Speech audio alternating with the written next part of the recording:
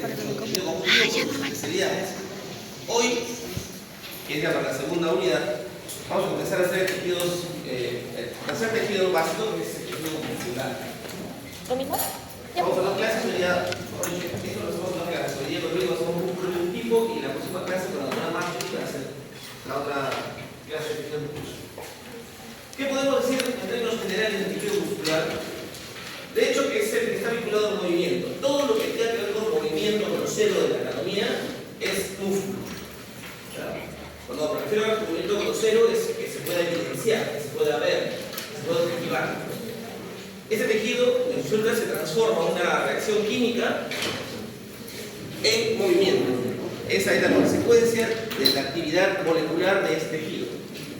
Eso permite, por ejemplo, que el corazón lata, que podamos movilizarnos nosotros, incluso el movimiento de los órganos internos, como por ejemplo un trabajo de parto, que es el movimiento del útero que impulsa un feto que está ahí adentro, o el intestino, que moviliza el alimento desde la parte más alta hasta la parte más distal, ¿no? Para poder ser impulsado por sus desechos. Todo eso hace el tejido muscular. Hay tres tipos de tejido muscular: el tejido liso, el tejido estriado, que puede ser cardíaco o puede ser esquelético. Cuando uno observa el músculo al microscopio, se da cuenta a la microscopía óptica que en algunos casos la célula se ve suave, lisa, limpia, sin marcaciones, a la microscopía óptica. Ahí se dice que el músculo es liso.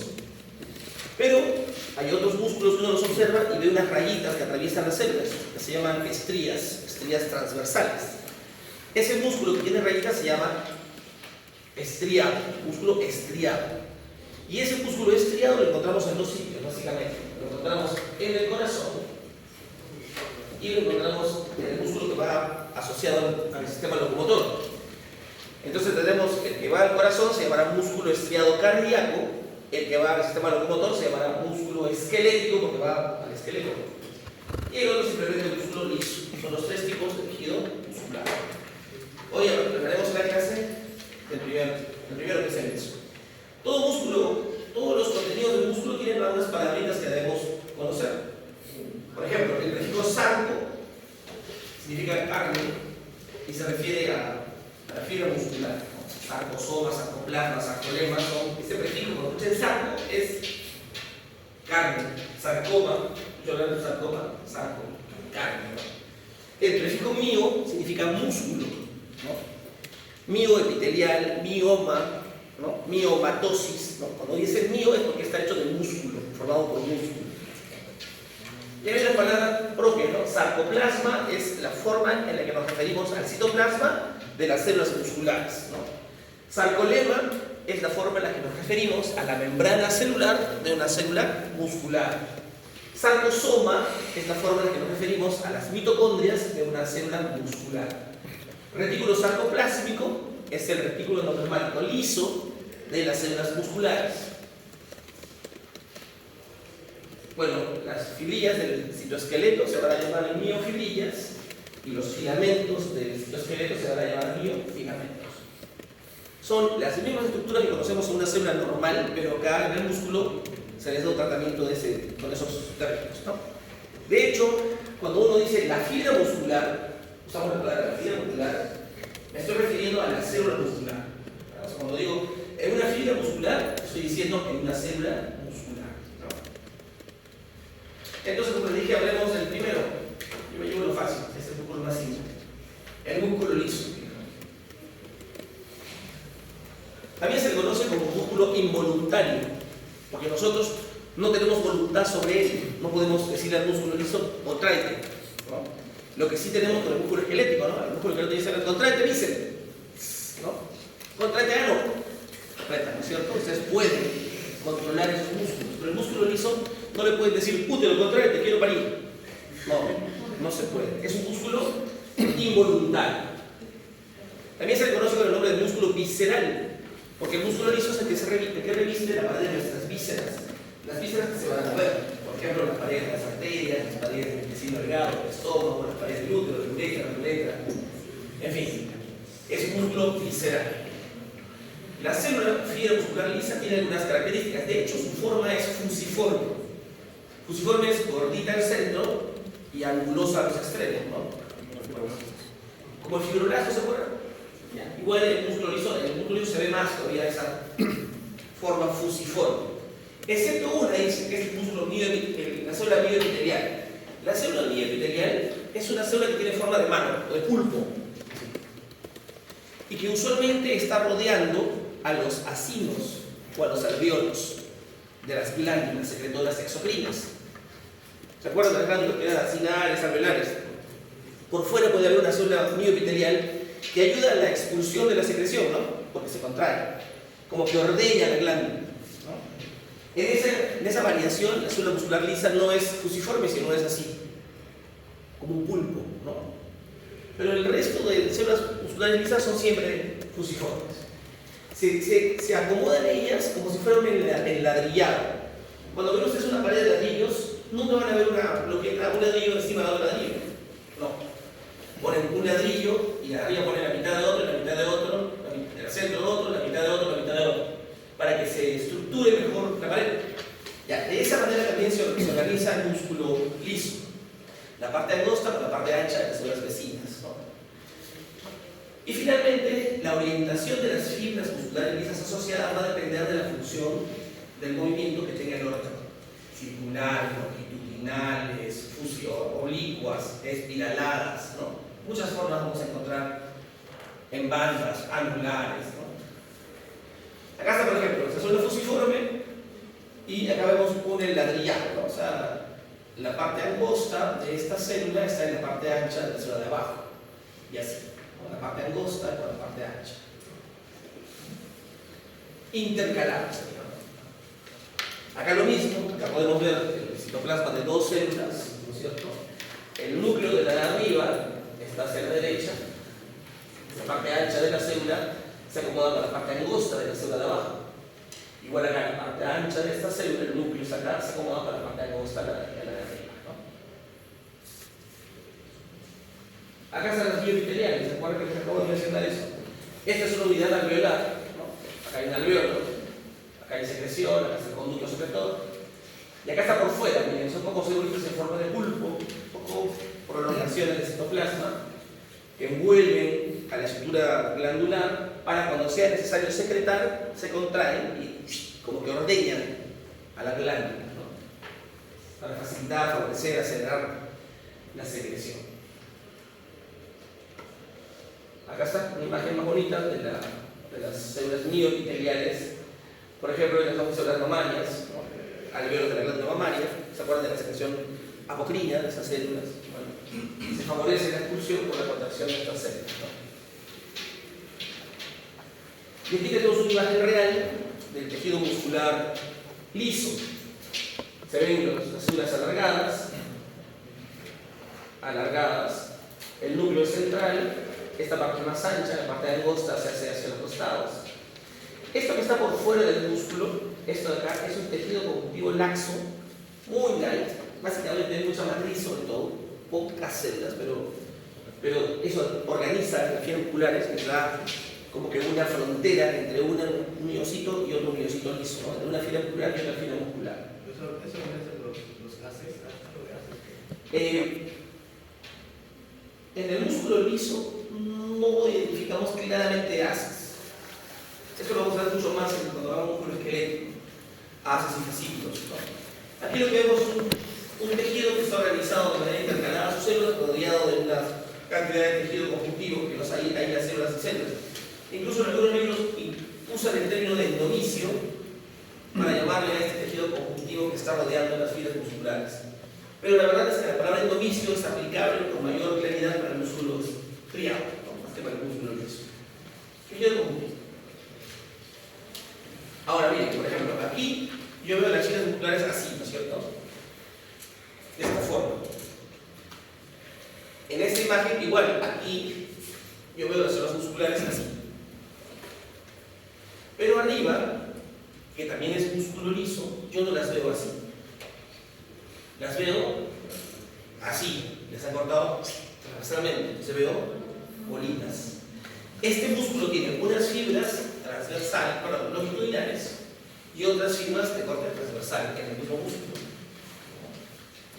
¿Cómo doy cuenta que es músculo? Por la acidofilia, ¿sabes? Rosadito, bien parejito casi, y no tiene mucha matriz. Porque si tuviese mucha matriz y yo veía acidofilia, podría creer que son un tejido conjuntivo, denso, ¿no? Pero no hay fibras, pues, son puras células. Así que esa es la diferencia entre el tejido muscular liso y el tejido conjuntivo, que podrían confundirlos en algún caso. Es difícil, ¿no? ¿Qué pasa con la ultraestructura? O sea, con las cosas que están por dentro de cada fibra muscular lisa. De hecho, es una zona compleja. Tiene en su interior un complejo de Golgi que está sobre el núcleo normalmente. Hay sarcosomas que son un poco alargados, ¿no? Mitocondria, digo. Poco retículo plasmático y muchos ribosomas libres. ¿Qué puedo pensar cuando una zona tiene muchos ribosomas libres? ¿Qué? Ribosomas libres. ¿Qué? Los ribosomas en una sola sangre no pueden estar en dos partes, ¿no es cierto? O libres en el citoplasma o adosados al retículo plasmático rugoso. ¿Qué pasa cuando una sola tiene ribosomas adosados al retículo plasmático rugoso? Significa que sintetiza proteínas que van a ser encapsuladas para luego ser liberadas de la célula, ¿no es cierto? Pero cuando están libres, ¿qué puedo pensar? Que produce proteínas, pero que se quedan dentro del propio citoplasma de la célula. De hecho, la presencia de la cantidad de ribosomas libres me dice que esta célula sintetiza mucha proteína para sí misma. Lo que más sintetiza normalmente es miofilamentos, o sea, y miofibrillas. Son las fibras de la contracción muscular, del citoesqueleto de contracción muscular. Y también, como veremos en el caso del músculo estriado, acá hay menos, hay una proteína que tiene que ver con el oxígeno, ¿no? La mioglobina. Ahora, cuando yo observo el citoplasma, la microscopía óptica lo veo parejito, y esto se llama liso, ¿no? Se ve el citoplasma homogéneo, ¿no? Aunque si yo aumento más ¿cómo se llama esto? El poder de resolución, voy a empezar a encontrar en el citoplasma unas manchitas, unos puntos que llaman la atención. Y también voy a encontrar unos puntos, unas manchitas por debajo del sarcolema, de la membrana muscular, de la fibra muscular lisa. Esas manchitas del citoplasma se llaman cuerpos densos citoplasmáticos. Cuerpos densos citoplasmáticos. Y esas manchitas que están por debajo del sarcolema se llamarán placas densas subplasmamelares. Placas densas subplasmamelares. Entonces yo estoy viendo mi célula muscular lisa, su núcleo, por ahí es un complejo de Golgi, ribosomas, y veo manchas negras, que son los cuerpos densos citoplasmáticos, y veo placas negras por debajo de la membrana, las placas densas subplasmamelares.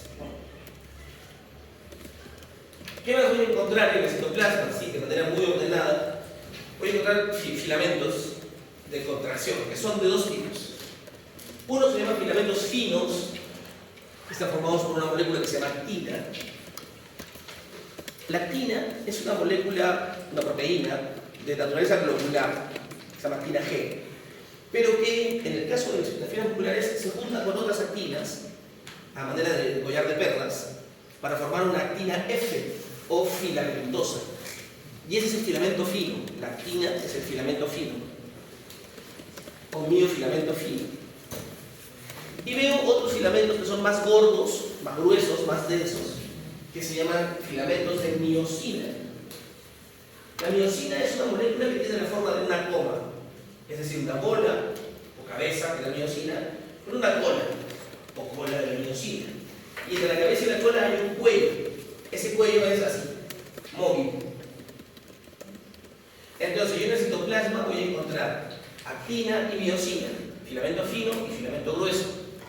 Y además voy a encontrar otro filamento que es filamento intermedio, que se llama desmina, que solamente tiene función estructural. Los dos primeros, la actina y la miosina, tienen una función vinculada a la contracción muscular. En cambio la desmina solo tiene que ver con la forma que tiene la célula, ¿no? Solo estructural. En la fibra muscular lisa no se observan microtúbulos, no se ven tubulina.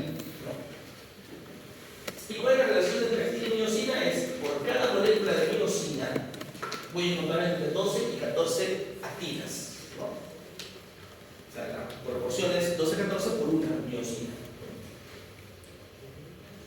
En esta descripción, ¿de acuerdo? Ya, entonces acá yo tengo mis células musculares, acá es una microfotografía electrónica, ¿no es cierto? ¿Qué estoy viendo aquí? Estoy viendo los núcleos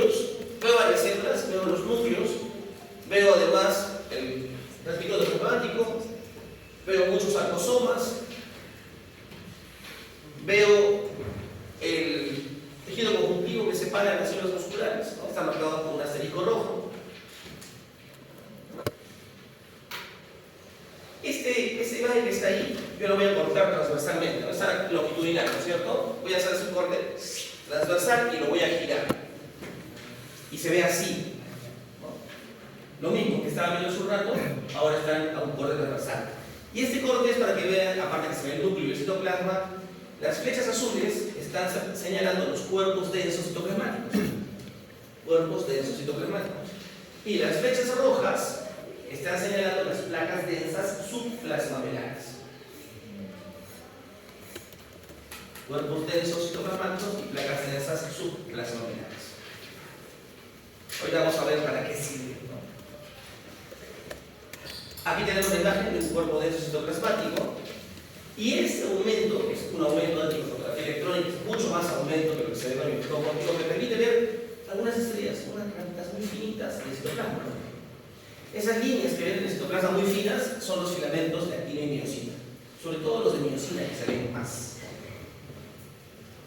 Yo por cada miosina que veo ahí debo saber que hay entre 12 y 14 actinas alrededor, ¿no? Aquí otra vez para que vean. Por ejemplo, acá está la célula, el núcleo celular a la izquierda, el aparataje de organelas, ¿no? Hacia la derecha, esto es citoplasma, esto es citoplasma. Aquí se ve que el 1 es un cuerpo denso citoplasmático, acá el 2 es una placa densa subplasmamelar, y este citoplasma que está acá se ven unas raíces muy finas que son la actina y la miosina. Si se dan cuenta, la fibra muscular lisa ha guardado su arsenal de organelas y ribosomas para la parte central de la célula. Toda la periferia de la célula está llena de citoplasma rica en filamentos de actina y de miosina. En esta imagen también se puede ver claramente la gran cantidad de ribosomas libres. ¿Qué manera de haber ribosomas libres? Lleno de ribosomas libres.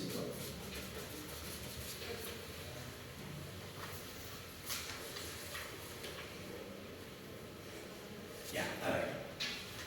¿Cómo funciona esta célula muscular? O sea, ¿para qué sirve esta célula muscular? Ya dijimos que transforma una reacción química en movimiento. ¿Cómo lo hace? A ver, la contracción del músculo liso tiene una peculiaridad. Es una contracción muy lenta, pero al mismo tiempo es duradera en el tiempo. O sea, puede contraerse. ¿Cuánto dura un trabajo de parto? Puede durar 24 horas. Ese músculo puede estar 24 horas molestando a esa mujer. Cada 3 a 4 minutos. Y se contrae con intensidad, luego cesa. Y otra vez. La digestión dura horas, ¿no? 3 horas, 4 horas, 8 horas, dependiendo de que hayan comido.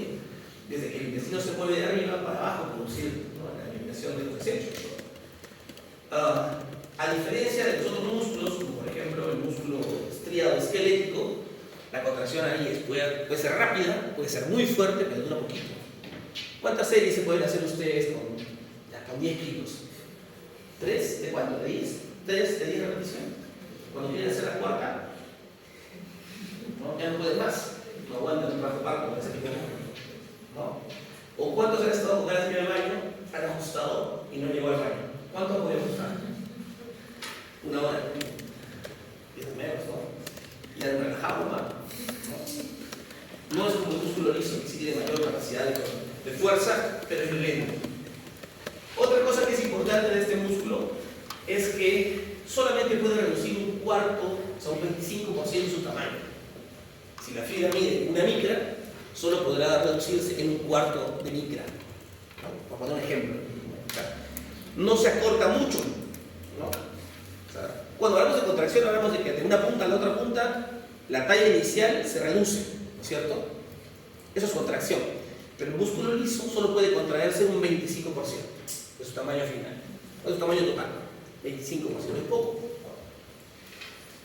¿Qué más? La fuerza es equivalente a la del músculo esquelético, pero gasta mucho menos energía que el músculo esquelético cuando se contrae. O sea, está diseñada para durar más tiempo sin cansarse tanto y sin consumir mucha energía. Entonces es importante la fibra muscular lisa. Ahora, cuando yo hablo de contracción muscular, ¿qué es lo que pienso? Pienso que mi actina está acá, y acá está mi miosina, Miren, mis codos es la distancia que hay entre actina y miosina, pero cuando se contrae lo que hace es una se pone sobre la otra. Entonces la distancia que hay entre mis codos se acerca y eso hace que el tamaño de la célula se acerque.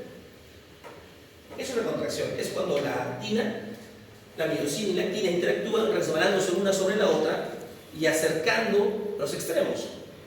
Eso lo hacen todas las moléculas de actina con todas las miosinas que hay en la célula, y en toda la célula se reduce de tamaño, ¿no?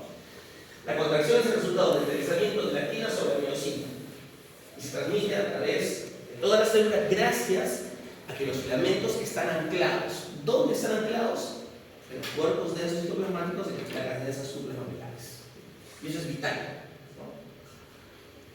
¿Cómo se da el fenómeno de la contracción? Vamos a verlo ahorita así en este jueves. Primero, para que haya contracción del músculo liso tiene que haber un elemento que es vital para la contracción. Ese elemento es el calcio.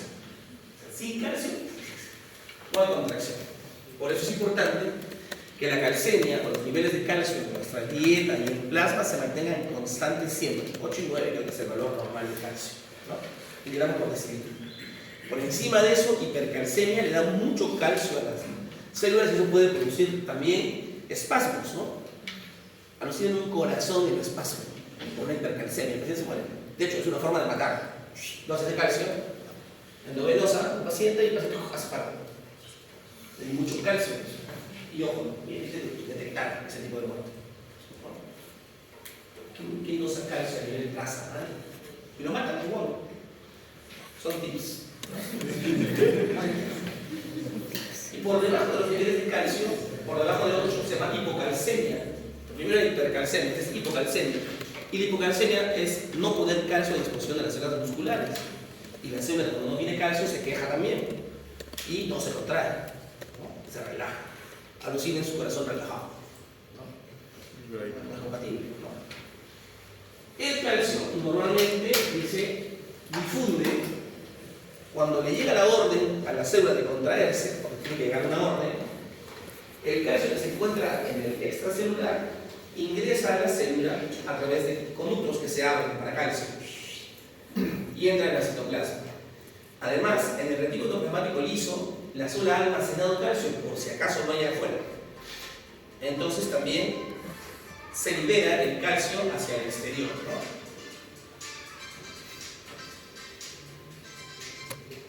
Se libera el calcio hacia el exterior y los niveles de calcio en el citoplasma aumentan. O sea, ¿cómo aumentan? Porque entra del exterior y porque sale del retículo plasmático de la célula muscular. Perfecto. En ese momento el calcio se une a una molécula reguladora o moduladora que está en el citoplasma que se llama calmodulina, moduladora de calcio, la calmodulina. La calmodulina permite que se active una enzima que es una ATPasa. Cuando hablamos de ATPasa, sabemos que va a separar un fósforo del ATP para producir energía, ¿no es cierto? Y cuando la calmodulina permite que se libere energía de la ATPasa, o sea, a través de la acción de la ATPasa, y se libera ese fósforo, se produce un movimiento de la cabeza de la miosina. Y esa cabeza de la miosina que está casi dándole un besito a la actina, al moverse, hace esto. Y le empujamos una sobre la otra. Y el músculo se contrae. Entonces tiene que haber calcio, tiene que haber energía, ¿no? Para que la bisagra de la cabeza de la miosina se contraiga y se permita el acortamiento de las placas en los cuerpos densos. Ahí está el calcio, ¿no? Que sale o entra del extracelular o sale del retículo plasmático del citoplasma para interactuar con la calmodulina y activar toda la ruta, ¿no? Acá está una imagen que les gustaría ver sobre bioquímica, sobre esa reacción química que se convierte finalmente en movimiento, ¿no?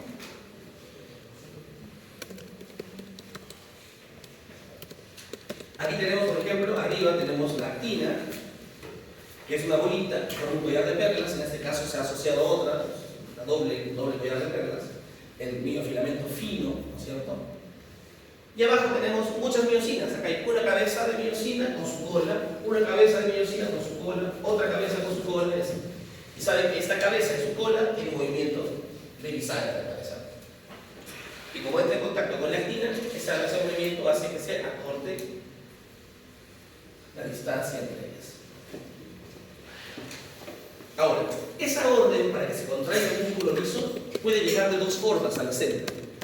Una forma se llama movimiento de contracción unitaria o visceral, de un ritmo automático, y el mecanismo se transmite de célula a célula a través de una fisura y se intentan contraer todas juntas. Por ejemplo, eso pasa en el útero, por ejemplo. Las células del útero, el útero tiene un tamaño final tras la gestación, 37 semanas, 38 semanas, ya no puede distenderse más, ya ese bebé está maduro, hay que sacarlo, y un grupo de esas células se activa y dice ya, vamos a sacarlo. ¿No? Esas células al activarse se contraen y liberan calcio en el interior del citoplasma, y por uniones comunicantes o uniones fisurares ese calcio pasa a las células vecinas. ¿No? Y a todas en cadena, de tal forma que el útero se contrae arriba y empieza a contraerse todo hacia abajo. ¿No? Se pasan la voz unas a otras, pero esa pasada de voz es casi inmediata. O sea, como pasa corriendo, ¿no? En 10 segundos ya se contrayeron todas las células. Eso se llama contracción visceral. ¿No? O sea, unas células del grupo de la mancha recibieron la orden que llega de un nervio y le dice ya, empieza a contraerte, y esas células le pasan la voz a las otras. ¿Se entiende? ¿A través de qué? De uniones entre sus citoplasmas, uniones comunicantes o uniones fisuras, ¿no? Se pasan la voz. La otra forma de que se llegue a la orden es que cada célula tenga un nervio. O sea, cada célula le llegue la orden al mismo tiempo. Entonces el nervio dice, contrae, y todas, ¡prac!, se contraen. Eso se llama contracción multiunidad. Multiunidad. Eso pasa, por ejemplo, en el iris. En el iris, todas las células tienen su nervio. De tal forma que cuando ustedes están en un internamiento oscuro y las pupilas están abiertas, porque las células están en esa posición, y salen al sol, en ese momento automáticamente todas las células se relajan para que se cierre, ¿no?, la pupila y entre menos luz. Pero lo hacen todos al mismo tiempo porque todos reciben el mismo orden del sistema nervioso a través de un nerviecito. No se pasan la voz unas a otras. ¿Ah? Entonces ya saben, las viscerales suelen ser unitarias, el movimiento peristáltico, el movimiento del útero, la expulsión de la orina de la vejiga, ¿no? Son como que de arriba para abajo. En cambio, las multiunidad son todas con su nervio y todas se contraen al mismo tiempo. Ahora, las fibras musculares lisas usualmente nunca están totalmente relajadas y nunca están totalmente contraídas. Mantienen una semicontracción. Esa semicontracción se llama tono muscular, el músculo liso. Tono muscular. Y el tono muscular es que permite, por ejemplo, un diámetro constante de las arterias, de las venas. Porque si yo contrajera todas las arterias y las venas al mismo tiempo, ¿qué pasaría con la sangre que está ahí adentro? ¿A dónde se guía? ¿No es cierto? Sería un caos, ¿no? Si yo tengo las arterias en un tono para contener 5 litros y las contraigo, ya, las contraigo un 25% del cine. Entonces ya no entran 5 litros, entrarían 3 litros 850, 3 litros 800, y ¿qué hago con ese litro 200 de sangre? ¿A dónde lo mando? Se rompen los capilares. No se puede. Entonces por eso se mantiene siempre una semicontracción permanente. Y cuando hay relajación se relajan unos cuantos vasos. O cuando hay contracción se contraen unos cuantos vasos. El resto mantiene el tono. Eso pasa también en las vísceras, ¿no? Las vísceras también tienen cierto tono muscular liso, ¿no? Acá está el ejemplo de hace un rato, ¿no? El multiunidad y el unísono, ¿no? Perdón, el unitario, ¿no? Ahí ven ustedes los nervios, ¿no? En el multiunidad, cada célula recibe contacto con el nervio, y en el unitario, el nervio recibe solamente contacto con las de más arriba, y las de arriba le pasan la voz a las de abajo. Miren acá, este es el nervio. El nervio es multiunidad, ¿no es cierto? Aquí yo tengo muchos nervios amarillos y muchas fibras musculares, pero todas entran en contacto con el nervio. Todas se contraen al toque. En cambio arriba, el nervio solo está en contacto con las células superiores. Pero las células superiores están en contacto con puentes comunicantes, con fisura, con las otras células. Entonces cuando estas se contraen, le pasan la voz a las de abajo para que se contraigan también como una ola, ¿no? ¿Se entiende el fenómeno así, no es cierto? Otra vez, para que vean que el calcio llega de esta celular o sale del partículo plasmático para actuar con la calmodulina, activar la TPasa y producir movimiento de sangre en las cabezas de la miyosina. Y miren, ahí de color rojo, como unas líneas, están los biofilamentos, actina y miosina, y de color azul están las placas densas y los cuerpos densos. Es más, en el lado de acá se ven cuerpos densos. Quien está anclado a los cuerpos densos es la actina, ¿no? Y en el centro tengo varias miosinas, porque hay varias cabezas, ¿no? Varias miosinas. Cuando se contrae la actina y la miosina, se montan y los cuerpos densos se acercan. El resultado es así. Arriba está la zona relajada. Los cuerpos densos y las placas densas se mantienen en sus sitios originales. Pero cuando llega el calcio y se activa la contracción, las actinas se montan en las miosinas y traccionan los cuerpos densos, que traccionan las placas densas, y las células se reducen un 25%. Es una sola contracción. ¿Se entendió el fenómeno eso? Esto es fácil. El problema es cuando hay musculares así agua. Ahí sí la cosa es un poco difícil de determinar, ¿no? Más bien que se encargue de eso. ¿Alguna pregunta con respecto al músculo liso? Clase previa.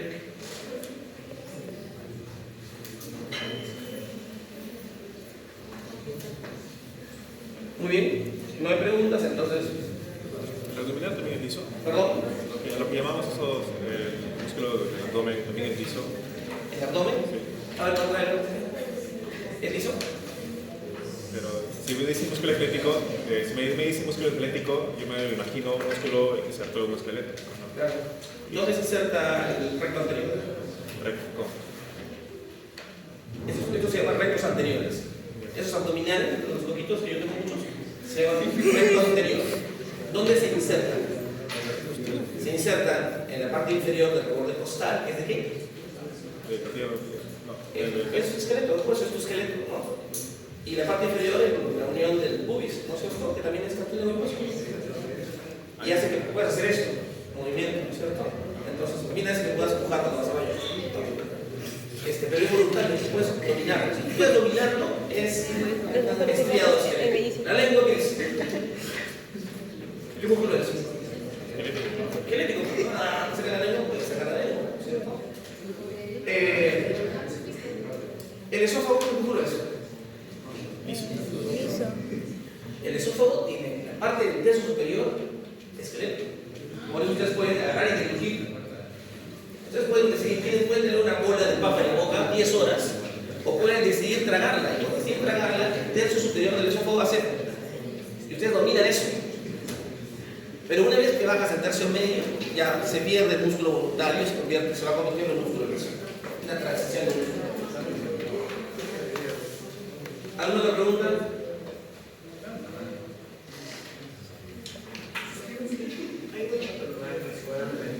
Perdón. Sí, ahí eso para ver que hagan esquelético. La estructura de los músculos se mantiene por el citoesqueleto. ¿No? La parte estructural, desmina, por ejemplo. La forma de las células, la naturaleza del sarcolema se mantiene por citoesqueleto. Pero hay enfermedades en las que el citoesqueleto no se sintetiza adecuadamente y no se llega a organizar de manera adecuada, y las contracciones no se pueden dar de manera correcta. Y es más, y se van instaurando de manera progresiva esa pérdida o debilidad del músculo. Miastenia gravis, ¿no? Es un ejemplo típico, ¿no? Por una alteración en el citoesqueleto de las células musculares que se heredan, ¿no? Y ese paciente pues, comienza. Después hay distrofia muscular Duchenne, esa debe haber visto en embryo, que también es por la falta de una molécula del citoesqueleto, ¿no? Es normal que hace que el músculo se vaya debilitando progresivamente. El paciente, pasando los años, ya no puede sostener la cabeza. Al final muere porque no puede controlar el diafragma, ¿no? Tiene músculo para respirar, ¿no? ¿El diafragma qué músculo es? Liso. Es decir, cuando yo inspiro, son músculos intercostales. En sí, yo no controlo mi diafragma, son los músculos intercostales lo que Esquelético. El diafragma es un músculo esquelético. Ustedes dicen,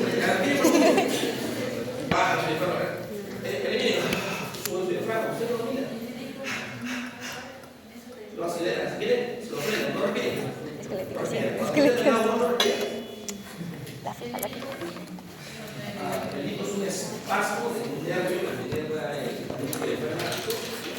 para señales activas y genera una rotación altísima. Es patológico, no es normal.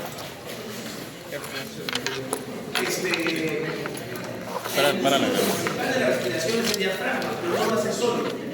Al diafragma le ayuda los intercostales, por ejemplo. Contraen, acercan las costillas más a otra para hacer la respiración. Pero no, también es voluntario.